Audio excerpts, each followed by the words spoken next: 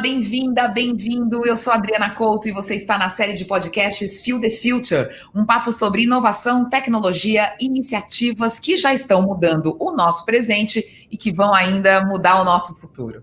Nos episódios anteriores falamos sobre o futuro da mobilidade e os carros elétricos, o futuro do dinheiro e o futuro da comida, com convidados super especiais que têm uma visão diferente e iniciativas inovadoras. Já conversamos com o piloto da Fórmula E, Lucas de Grassi, com o especialista em finanças, Gustavo Cerbasi, e com o chefe Alex Atala. Hoje, o nosso tema é o futuro do trabalho e dos escritórios, porque muita coisa ainda vai mudar no mundo corporativo, e é isso que a gente vai descobrir. A série de podcasts Feel the Future é uma iniciativa da Audi do Brasil em parceria de produção com o Estúdio Folha. Eu sou a Adriana Couto, jornalista, e estou aqui com o Audi e o Estúdio Folha para conduzir essa série incrível de podcasts. Você imagina como serão os escritórios no futuro? Uma coisa parece certa para os especialistas. Os espaços de trabalho vão precisar se adaptar aos novos profissionais que buscam cada vez mais ambientes que estimulem a colaboração e facilitem a mobilidade, especialmente nas grandes cidades. Para conversar sobre o futuro do trabalho e dos escritórios, o nosso convidado é o Thiago Alves, que é CEO da Regus e Spaces, marcas globais de espaços de trabalho que oferecem escritórios flexíveis e coworking em 126 países. Aqui no Brasil, a Regus e Spaces está presente em 14 cidades com 70 escritórios. Tiago, bem-vindo e obrigado pela presença no podcast Feel the Future. Muito obrigado, Adriana, pelo convite. Um prazer estar aqui de falar de um tema que é tão importante, tão atual quanto o trabalho e o futuro desse trabalho que já chegou, né? Pois é, muito importante. E ouvir você vai ser muito legal, porque você é um especialista, né? E diria mais, um visionário das relações de trabalho, porque você convive com empresas de todos os tamanhos, formatos, culturas. A maioria delas busca oferecer bem-estar a seus funcionários e também acredita que o espaço de trabalho é importante para isso, é fundamental. Então, Thiago, eu gostaria de começar a nossa conversa te pedindo para contar um pouco mais sobre a sua carreira, né? Você transformou a operação da Regus no Brasil, que cresceu bem, cresceu muito nos últimos anos. Como é que você percebeu que o Brasil poderia ser um bom mercado para os escritórios flexíveis, para o coworking? Bom, Adriana, deixa eu começar contando um pouquinho mais para vocês aqui, né? Eu cheguei na Regus há 5 anos, né? Eu era cliente da Regus no passado e deixei de ser cliente para me tornar, então, um colaborador da empresa. Uma empresa global, está presente em tantos países, como você comentou, mas por incrível que pareça, eu sempre brinquei bastante, Adriana, é a maior empresa que ninguém conhecia, porque o mais conhecido são os nossos clientes e não necessariamente, né, a Regus em si. Mas a verdade é que o mercado de coworking, o mercado de escritórios flexíveis, ele não é novo no Brasil. Pasme, Adriana, tem 25 anos que a Regus opera no Brasil, né? Então, eu já conhecia essa operação. Eu vim de Minas muito novo para São Paulo, né, com 11 anos, cheguei nessa cidade gigantesca, né, essa metrópole caótica ali, me vi perdido, né, vim de uma cidade muito pequena, para você ter ideia, tinha 4 mil habitantes, então adaptação de família e tudo mais aqui foi uma coisa muito interessante naquela época, só que eu sempre fui muito ligado em tecnologia, trabalho desde muito novo, meu primeiro emprego com 14 anos foi no provedor de internet, para você ter uma ideia, em 1994, ninguém nem sabia o que era internet no Brasil, estava eu lá trabalhando com internet. E eu sempre fui ligado com esses temas envolvendo aí tecnologia. Eu acabei seguindo uma carreira mais de engenharia, sou formado em engenharia mecânica, tenho tecnólogo em eletrônica também, só que desde muito novo trabalhando na área do mercado imobiliário voltado à tecnologia. Trabalhei em várias empresas nacionais e internacionais, já cheguei a trabalhar também cuidando de América Latina, Ibéria, né, Portugal, Espanha, Estados Unidos também. E em 2015, né, eu me juntei aí à equipe da Regus do Brasil, para a gente estar trazendo um pouco mais desse mercado de escritórios flexíveis aí para cá. Foi muito interessante, porque eu lembro que quando eu cheguei na Regus, um dos principais pontos era, cara, a gente precisa conhecer, os clientes precisam nos conhecer mais, o mercado precisa nos conhecer mais, e a empresa lá fora, né, uma empresa britânica, que tem seus 30 anos de mundo, né, ela cumpre com o papel de empresa europeia, listada na Bolsa de Londres, tinha todo aquele protocolo de dress code, né, de como falar com o mercado, com a imprensa, e eu sempre fui um cara muito comunicativo, fora da casinha, e eu falei, não, eu não consigo estar num ambiente onde eu não possa falar, que eu preciso comunicar, preciso estar próximo de clientes. E foi muito interessante esse momento, né? Eu levei mais ou menos 6 meses a 1 ano para entender do negócio. Parece que é fácil, gente. Parece que coworking é commodities, mas é totalmente diferente, né? É uma nova economia, é a economia compartilhada dos escritórios. Então, é a revolução dos escritórios. Então, mesmo eu que já vinha da área imobiliária, levei um tempo para aprender. E depois colocamos a cara no mercado aí, crescemos muito forte nos últimos anos. Para você ter uma ideia, Adriana, eu tirei algo em torno de... nós tivemos um crescimento, algo em torno aí de 2 dígitos durante 5 anos consecutivos. E a gente viu o mercado de coworking no Brasil tracionar de uma maneira muito forte nesses últimos anos, mesmo o Brasil estando em crise, né? Então a gente pega aí que 2014 em diante, o Brasil passou por longos anos de crise econômica, financeira aqui, muitas empresas tendo que rever o seu approach de mercado, né, a sua abordagem de mercado, e a gente indo na contramão da crise, cresceram de maneira super agressiva. E o mercado como um todo, eu sempre falo bastante do mercado, Adriana, porque a gente, por ser líder no mercado, acaba puxando a fila e olhando para trás e ajudando também, né? Então, depois eu vou falar um pouquinho aqui da questão da pandemia nos espaços compartilhados e vou contar um pouquinho para vocês também do mercado de coworking, mas só para fazer uma consideração rápida, esse mercado sai de 200 unidades em 2014 e fecha o ano de 2019 com 1.500 unidades no Brasil, né? Para você ter uma ideia de como cresceu o mercado de coworking, né? E a grande maioria das pessoas passou a conhecer coworking. Eu lembro que no começo você falava coworking, todo mundo a testa franzia assim, como assim? O que é coworking? Hoje não, eu não preciso mais explicar o que é coworking, não sei o que é o escritório compartilhado, né? Mas eu fico pensando o seguinte, né? Nesse crescimento, eu fico pensando nesse crescimento grande que aconteceu nos últimos anos aqui no Brasil. Era algo que está ligado a uma mudança de comportamento também no mundo do trabalho e a algo que ali já estava uma demanda reprimida? Sim, na verdade, assim, quais são os fatores da nova economia? Isso se aplica a qualquer coisa, Adriano, que se chame nova economia, desde um aplicativo de transporte compartilhado, até um coworking, até qualquer coisa que está dentro desse mercado 4.0. Ele tem que entregar 3 pilares. O primeiro pilar, agilidade. Eu quero estar pronto, eu quero agora, eu tenho, né? Não preciso esperar. Então, vou pedir um carro no aplicativo, pedir, o carro está ali. Não preciso me preocupar, esperar, fazer o carro, licenciar, me entregar, não. Né? Agilidade. Então, eu quero um escritório, está pronto agora. Não preciso esperar obra, não preciso esperar vagar. Então, agilidade é o primeiro pilar.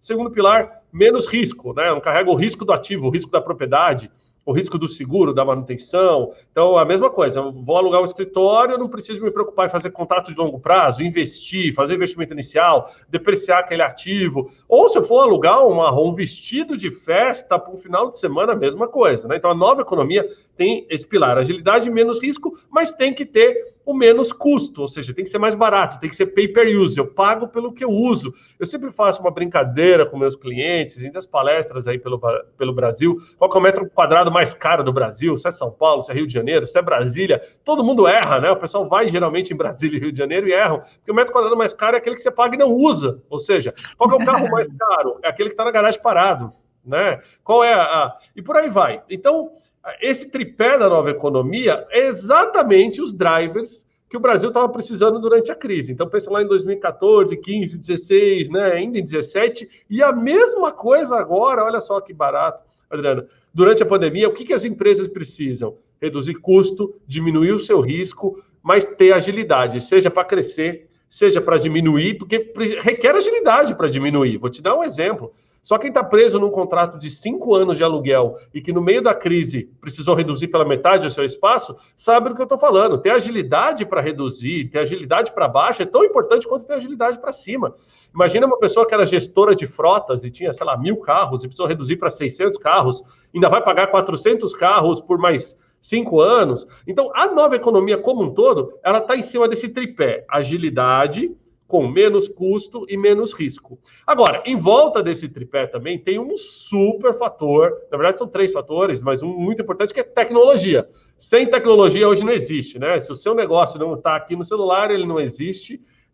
Se ele não está conectado na internet, ele não existe. E por isso que é muito importante que, dentro da nova economia, a tecnologia seja a ferramenta. Mas, mais uma vez, ela é a ferramenta, ela não é o entregável. Como entregar tecnologia quando o meu produto é mesa e cadeira num espaço com ar-condicionado e internet, né? Opa, então você tem conectividade, mas a tecnologia é a ferramenta. Muitos né, dentro da nova economia, muita coisa não é antiga. Quando a gente fala de um veículo de 4 rodas, o mesmo veículo que chega num transporte de aplicativo é o mesmo que você comprava há 50 anos atrás, em termos de mudou, ele é mais tecnológico, mas o que eu estou comprando na nova economia não é necessariamente o carro, e sim o transporte, né? O destino final. E a mesma coisa com escritórios.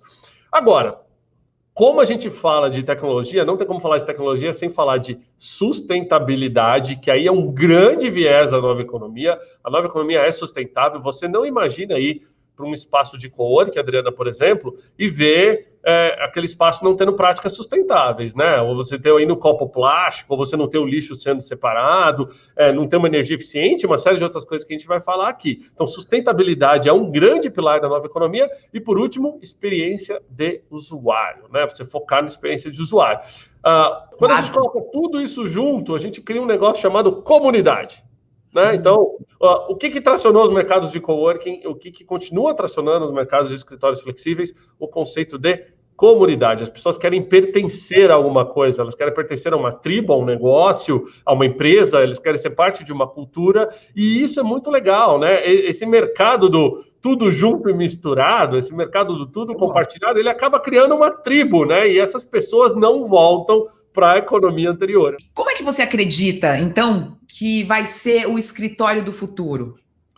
Olha, nossa, muito boa a pergunta. Eu acho que assim, vou até entrar num tema aqui que eu acho que é bacana, né? Muita gente se pergunta assim, o que a pandemia mudou, né? O que vai ser o futuro agora após a pandemia dos escritórios? Na verdade, pessoal, quando a gente olha esse movimento todo do home office, né? É a maior experiência de trabalho flexível que o mundo já viveu, só que dessa vez o mundo inteiro e todo mundo ao mesmo tempo, né? Até então, no passado, as empresas tentavam implementar trabalho flexível, Adriana, mas não conseguiam. Elas implementavam localização flexível, que é trabalhe um dia da sua casa, um dia do escritório, ou 4 dias do escritório, um dia da sua casa. Isso é só localização flexível, mas o conceito de trabalho flexível, ele tem várias vertentes. É horário flexível, é jornada flexível, é remuneração flexível, é gestão de desempenho, além da localização flexível, que pode ser o home office. Então, muita gente ainda está analisando se eu tenho uma política de trabalho flexível ou se eu só tenho home office, tá? Mas uma coisa a pandemia trouxe de ensinamento e que vai ficar para o futuro. Os escritórios têm que ter algo adicional para se tornar atrativo para que as pessoas queiram ir ao escritório. Seja ele produtividade, ou seja, eu quero ir para o escritório porque lá eu sou mais produtivo. Tem que ter conectividade, ou seja, eu quero ir para um escritório porque lá eu me conecto melhor. Só quem esteve numa live e caiu durante a live em casa sabe do que eu estou falando, né? As pessoas, ou caiu a luz durante uma ligação, né, Adriana? Essas últimas reuniões virtuais, a gente sabe que parece até sessões, né? A gente chama as pessoas no além, né? Você está aí, você me escuta, você pode me ouvir. Mas, assim, brincadeiras à parte, todo mundo está testando conectividade, né?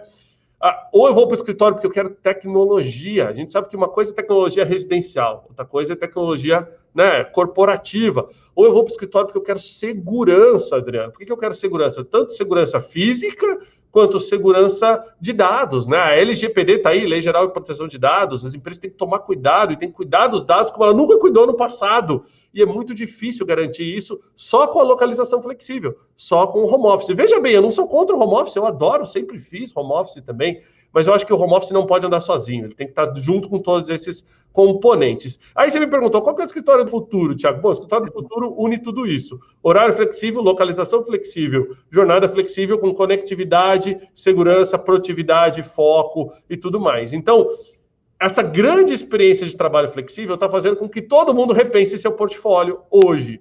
O que a gente tem visto? Nossos clientes têm buscado muito vários conceitos. Primeiro conceito, eu quero todo mundo trabalhando mais próximo de casa. Esse grande movimento de fazer as pessoas saírem de um lado da cidade para vir para o outro lado da cidade para trabalhar, gastam-se horas gigantescas, né, em trânsito. Só para te dar um número aqui, Adriana, se a gente economizar meia hora de manhã e meia hora à tarde de trânsito ou de deslocamento de uma pessoa, a gente está falando de 5 horas por semana, 20 horas por mês, e são 240 horas ano, equivale a um mês trabalhado do profissional. Você pode devolver esse um mês em qualidade de vida, ou você pode devolver esse um mês como produtividade. Se você tiver 100 funcionários e fizer essa conta, você está ganhando 8% de funcionários a mais. 8% de funcionários a mais. Isso muitas vezes é o diferencial entre uma empresa dar lucro ou não, rodar com 8% de pessoas a mais ou a menos. Então, mobilidade passa a estar em xeque, e como mobilidade está em xeque, as empresas têm buscado escritórios mais próximos das casas dos funcionários. Então, a gente está vendo um grande movimento do escritório do futuro,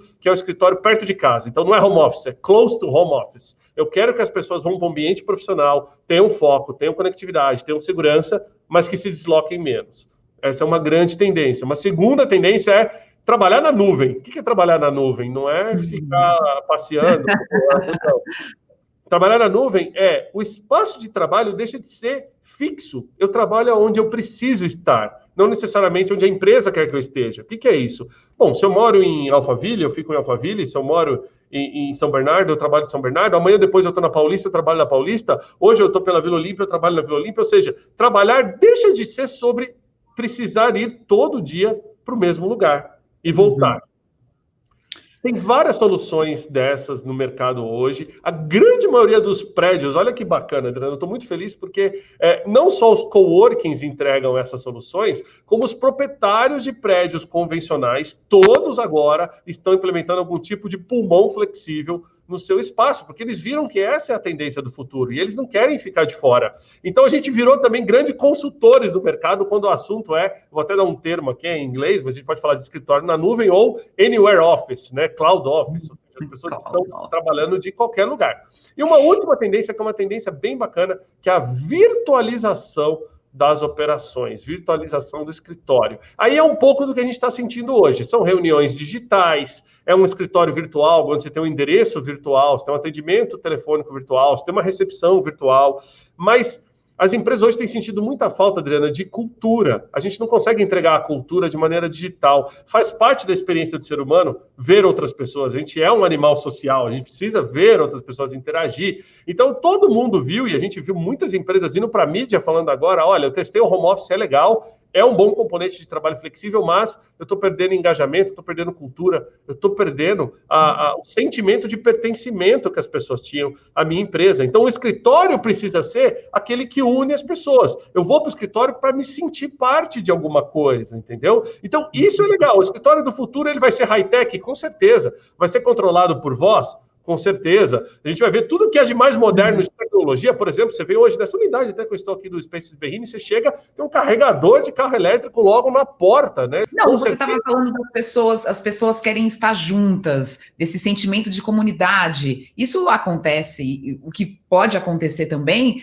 é que as pessoas e os talentos escolham as empresas também a partir do que elas podem oferecer. Tanto de trabalho flexível, quanto desse trabalho presencial, esse espaço, esse local, essa comunidade que eu posso formar. Olha, tem um dado interessante, Adriano, até parece que a gente estava prevendo. Em janeiro desse ano, eu fiz uma pesquisa aqui no Brasil sobre os componentes de retenção de talento. E uma das respostas da pesquisa, a gente até publicou, inclusive saiu na Folha também, foi que 80% dos entrevistados disseram que se eles forem numa entrevista de emprego de duas empresas diferentes, com o mesmo salário e mesmo cargo, ele prefere aquela onde ele tem algum tipo de flexibilidade na localização e nos horários de trabalho. Ou seja, mesmo emprego, mesmo salário. Eu prefiro aquela que me entregue um pouco mais de qualidade de vida. Então, passou a ser um mecanismo de retenção de talentos. Além de ser um grande mecanismo de cultura das empresas, ter soluções de trabalho flexível. E eu sempre trouxe esse tema aqui, para você ter uma ideia, o pessoal muito assim, no começo da pandemia, o pessoal, nossa, mas como é que está sendo os coworkings e tal? Eu falei, gente, vai ser a maior oportunidade de 2020, vão ser os espaços de coworking. Dito e feito, eu estou saindo com 30% a mais de demanda durante... Saindo não, porque a gente não acabou a pandemia, infelizmente, né? Mas digo assim, nesse momento agora, né, no último trimestre, eu tenho 30% a mais de demanda do que eu tinha antes, ou no mesmo período do ano passado. Por quê? Porque as empresas e as pessoas estão olhando para qualidade de vida. Se tem uma coisa que a pandemia trouxe de benefício, são as pessoas mais próximas, as famílias mais próximas, o ser humano. É a primeira vez, né, Adriano, que a gente tem uma crise. É verdade. O ser humano no centro da crise. Não é seguro, não é bolha, não é imobiliário, não é governo. É o ser humano. Quando a gente fala para o ser humano, a gente quer olhar, então, para soluções que agreguem valor para o ser humano. Então, se amanhã ou depois eu for voltar para um escritório, eu quero um escritório que me acolha, eu quero um escritório que seja bacana, eu quero um escritório que eu tenha um sentimento de pertencimento, eu quero um escritório que tenha sustentabilidade, porque se a pandemia fez com que a gente olhasse para a saúde em geral, eu vou continuar poluindo o meio ambiente da mesma forma? Eu vou continuar fazendo práticas que não são bacanas para o meio ambiente? Então, hoje em dia, eu te falaria o seguinte, um prédio verde, que tem práticas verdes, né, certificações de práticas que são eco-friendly, né, amigáveis do meio ambiente, ele tem muito mais chance de ter um metro quadrado muito mais caro do que um prédio igualzinho na mesma avenida, só que não tem essas mesmas práticas verdes. Porque se eu sou o gestor ou executivo de uma empresa hoje, e voltando aos espaços, voltando ao trabalho, o mínimo que eu espero é que eu consiga também entregar esse valor, porque é um valor percebido pelas pessoas e é um valor que a pandemia trouxe. Ao mesmo tempo também que eu acho que vai ter umas tendências novas de escritório, principalmente no Brasil, por exemplo. A gente vai ser cada vez mais friendly quando o assunto é crianças no escritório, quando é pet friendly. Porque a gente tem uma experiência gigantesca agora das pessoas tendo que conviver com situações de trabalho com esses fatores que antes não eram permitidos, né? Se você pensar bem, criança no escritório não era tão bem-vinda, pet friendly são pouquíssimos, né? Ou mesmo assim era visto ainda com maus olhos. E de repente a pandemia fez com que a gente trabalhasse de casa, a grande maioria, eu nunca cheguei a trabalhar de casa, mas as pessoas trabalhassem de casa, tendo muitas vezes, lidar com temas envolvendo crianças tendo aula ao mesmo tempo. Eu mesmo, alguns home office, eu sofri com meus filhos ali, porque nunca esteve na minha logística. Tá todo mundo em casa na mesma época. Eu e minha esposa fazemos home office em horários e dias alternados, mas de repente todo mundo teve que fazer junto e com crianças e tendo aula remoto, a gente sofreu. Mesmo eu que tenho 70 locais para trabalhar com conectividade. Então, é isso que eu brinco com as pessoas. Tem um legado que está vindo aí que eu acho que ele vai ser muito mais humano. É a primeira vez que a gente vai ter chance de usar o termo correto. Temos que ser humanos. É esse o ponto central. Tiago, eu queria que você falasse também da sua própria experiência aí, do dia a dia. Você falou um pouco dos seus filhos aí, do home office, mas, e pensando na mobilidade, você vive um pouco já dessa junção, né, da mobilidade com trabalho flexível, você mora nos arredores de São Paulo, você dirige um carro elétrico, você pode trabalhar e trabalha em escritórios em locais diferentes, né? Conta pra gente isso um pouco e essa é a sua experiência. Muito bom. Bom, primeiro que eu acho que eu fui uma das primeiras pessoas aqui a levantar essa bandeira de mobilidade eficiente no Brasil. Para você ter uma ideia, eu sou proprietário de veículos elétricos fazem 5 anos, né? Eu moro realmente, como você disse, no arredor de São Paulo, eu rodo uma média de 100 km por dia e há 5 anos que eu faço esse deslocamento de maneira 100% sustentável, né, somente com carro elétrico. Ultimamente, desde o começo desse ano, né, eu venho me deslocando aí com o veículo da Audi, o e-tron, que é super bacana, tecnológico, tem todo o conforto que você pode imaginar, e além disso, tem a questão da mobilidade eficiente e sustentável. Na minha cabeça, executivos têm que dar o exemplo, Adriano. Por que eu estou falando que tem que dar o exemplo? Quando eu instalei o primeiro carregador veicular no Spaces, eu fui muito criticado. Nossa, mas para quê? Não tem carro elétrico. E a gente brincava e falava assim, bom, o que eu vou esperar? Eu vou esperar ter todo mundo carro elétrico para instalar o carregador?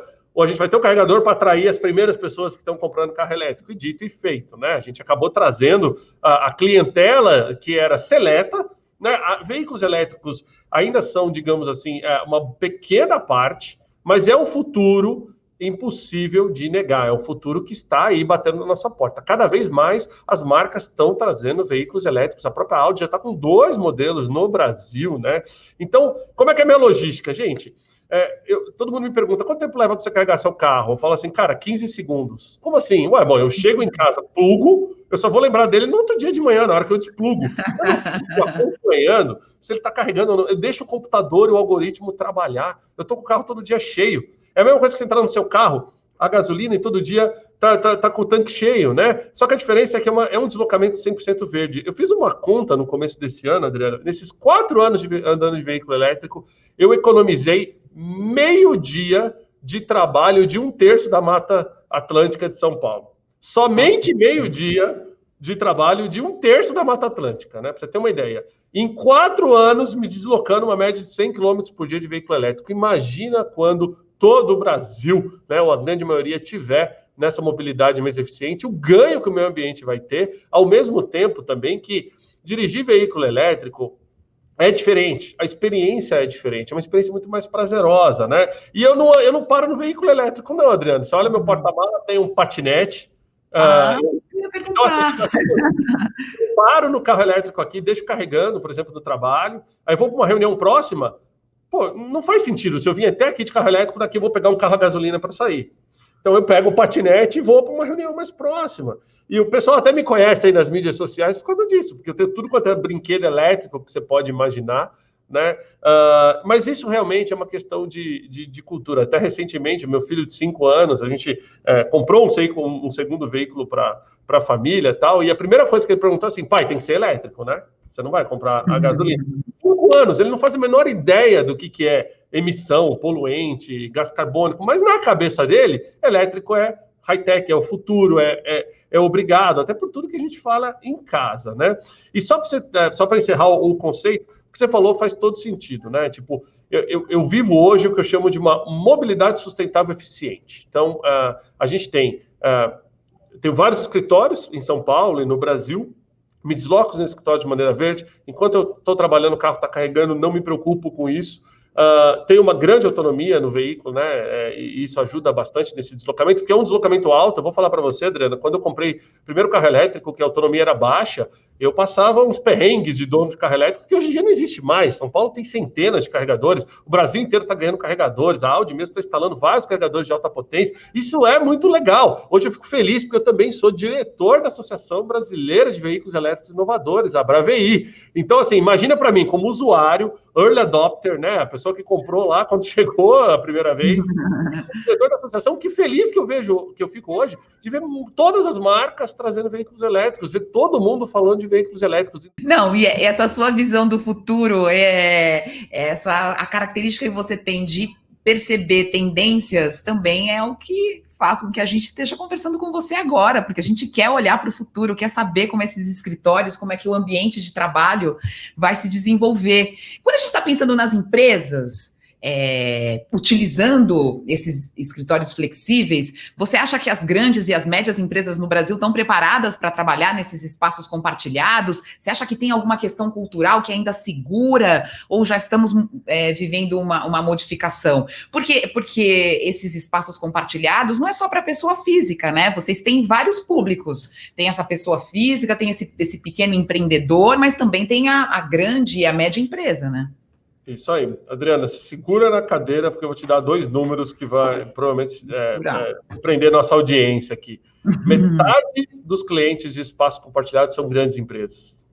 Por quê? São as empresas que mais se beneficiam daquele pilar que eu te falei. É a empresa que não pode esperar, é a empresa que não quer o risco e a empresa que quer o mais barato. Ela precisa economizar ainda mais agora no pós-pandemia. Eu te diria que 80% da minha demanda nova hoje, clientes que estão entrando em contato com a gente, buscando soluções de escritórios flexíveis, são empresas grandes, empresas internacionais ou nacionais, que estão revendo o seu portfólio. Por quê? Porque o espaço compartilhado, para quem nunca visitou, se tiver alguém na nossa audiência, eu sugiro que vá visitar para conhecer. Ele não é aquilo que a gente imagina, que é uma cadeira hoje é minha, amanhã não é minha. Não, gente. O espaço compartilhado é como se ele fosse um mini prédio, um mini espaço, onde cada empresa tem o seu espaço privativo, onde só ela tem acesso, os seus pertences e tudo. Ou seja, é um escritório dela, ela customiza dentro do espaço, ela pode fazer identificação, logomarca, tudo. Ela pode customizar da forma que ela quiser, só que é flexível. Como é que ele é flexível? O pessoal pergunta, Thiago, o que é um espaço flexível? Eu arrasto o móvel, ele cresce, diminui? Não. É prazo flexível, ou seja, eu alugo pelo tempo que eu precisar. Tamanho flexível, eu alugo mais ou menos pelo tamanho que eu precisar. Então, se hoje eu vou ter, por exemplo, se eu sou uma grande empresa hoje, eu tinha 200 pessoas no escritório, agora eu vou deixar 100 home office, eu preciso de escritório para 100 pessoas.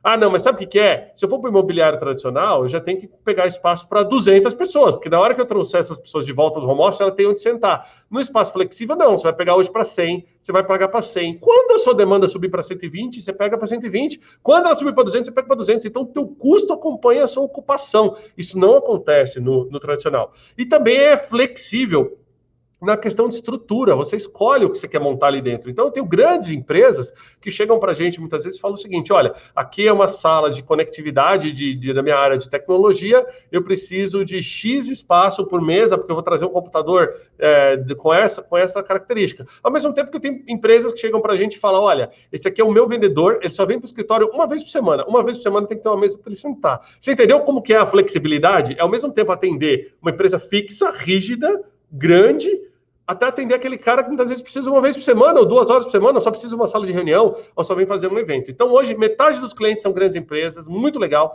Quando eu cheguei nesse mercado, era 20%, então eu fico feliz de ter influenciado muito do mercado B2B, do mercado corporativo, né? E, por incrível que pareça, gente, hoje 20% mais ou menos dos clientes do espaço de coworking, a gente está falando de pessoa física, é a pessoa que tomou a sua própria decisão, seja ele empreendedor, consultor, autônomo, ou mesmo, e pasmem, né, funcionários de empresas que estão de home office e não estão conseguindo produzir home office e estão do seu próprio bolso falando, cara, eu preciso ir para um ambiente de trabalhar, eu preciso de foco, eu preciso disso, eu preciso daquilo, eu não tenho conectividade em casa, e elas estão hoje no espaço trabalhando. Então, 20% é pessoa física, 80% é pessoa jurídica, e dessas pessoas jurídicas, mais da metade são grandes empresas, né? Eu acho que isso muda para frente? Muda. Cada vez mais grandes empresas vão entrando. Por quê? São as que mais se beneficiam, porque elas têm volume, né, Adriana? Uma coisa é eu ser uma pessoa, eu precisar do escritório para uma pessoa. O meu custo por cabeça, em média, hoje em São Paulo, gira em torno de R$1.000. Então, a pessoa vou pagar R$1.000 aqui, ok. Mas você pega uma empresa que tem 1.000 funcionários, já não é mais R$1.000. A gente já está falando de centenas de milhares de reais.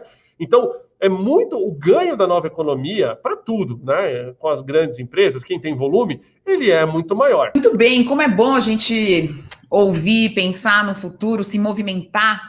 E aí eu vou fazer aqui, para a gente terminar, pedir para você um exercício de futurologia, assim, plena, mesmo assim. Eu quero que você pense o escritório do futuro daqui a 100 anos.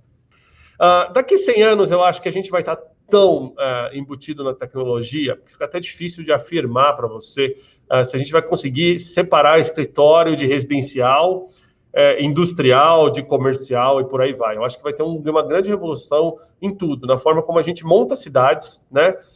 Eu acho que daqui a 100 anos a gente vai estar vivendo o conceito de smart cities. Hoje é um desenho. Hoje a gente olha para frente e pensa, cidades inteligentes, mas está tão longe ainda, né? Se a gente for pensar bem, a gente está falando aqui de carro elétrico hoje, nós estamos em 2020, nós estamos falando de carro elétrico, mas imagina quando a gente falar num momento onde todos os prédios são inteligentes, tudo é monitorado, os carros são inteligentes, ele anda sozinho, um conversa com o outro. Então, se eu tenho uma reunião em tal lugar, todo o algoritmo já planeja a minha rota, já reserva aquele espaço. Quando eu chego para fazer a reunião, a agenda de todo mundo está fechado. Parece que está tão perto, mas também está longe, porque tem uma questão muito forte de infraestrutura hoje, que também depende, né, de governos, etc., que tem que avançar. Então, eu acho que daqui a 100 anos a gente vai estar vivendo o conceito de smart cities. A tecnologia muito mais no conceito de flow state, né, naturalidade. Então, a gente vai estar muito mais integrado. Eu sou um cara que usa bastante esses wearables, né, tudo que sai novo, tecnológico, que tem um Bluetooth, eu estou comprando e usando.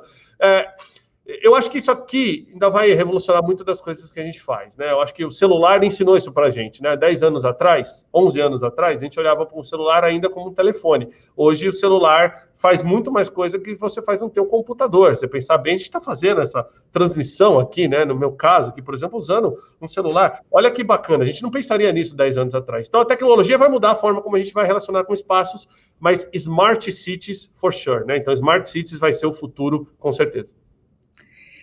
Nós conversamos aqui e pensamos sobre o futuro com o Thiago Alves, que é CEO da Regus e também da Spaces. Muito obrigada, Thiago, por sua participação aqui no podcast Feel the Future. Muito obrigado, Adriano, pelo convite. Estou saindo daqui energizado com o nosso bate-papo aí, ansioso por esse futuro todo que a gente discutiu. É isso aí. Este é o 4º episódio da série Feel the Future e hoje falamos sobre o futuro do trabalho e dos escritórios. Como o Thiago disse, muita coisa ainda vai mudar no mundo corporativo, no mundo do trabalho. As empresas vão se tornar mais ágeis, as pessoas mais felizes no seu trabalho, é o que a gente espera. Esta série de podcasts está conversando sobre iniciativas inovadoras para o futuro em várias áreas e vem muito mais por aí. Você pode ouvir todos os programas na sua plataforma de áudio preferida. Super obrigada por nos acompanhar. Eu sou a Adriana Couto. Esta série de podcasts é uma iniciativa da Audi do Brasil, em parceria com o Estúdio Folha.